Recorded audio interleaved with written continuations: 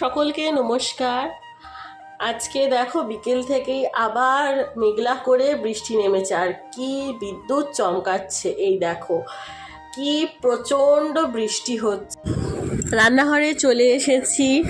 তো এই দেখো আমি এখানে নিয়েছি 2 প্যাকেট মতন চাউমিন, আর এটা আমি এবার সেদ্ধ করে নিচ্ছি। আর এদিকে আমি গাজর, বাঁধাকপি, ক্যাপসিকাম, পেঁয়াজ কুচি, রসুন সব একসাথে কুচিয়ে নিয়েছি। তো এখানে প্রথমে আমি পেঁয়াজ কুচিগুলো ভেজে নিয়েছি, এরপর ওর মধ্যে থেতো করা রসুনগুলো একটু হালকা ভেজে নিচ্ছি। এরপর একে একে কুচি করা অল্প চিকেন সলিড হালকা ভেজে নিচ্ছি।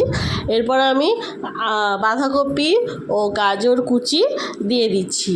তো একসাথে নেড়ে ছেড়ে যখন সব সবজি একসাথে মজে আসবে, আর আগে থেকে তো আমি চাউমিন সেদ্ধ করে নিয়েছি, এবার চাউমিনটা আমি দিয়ে ভালো করে নাড়াচাড়া করে চাউমিন মশলা দিয়ে অল্প নুন দিয়ে হালকা টমেটো সস দিয়ে ভালো সুন্দর করে নেড়ে চেড়ে ওপরে স্যালাড ছড়িয়ে আমি খেয়ে নিয়েছি রাত্রিবেলায়।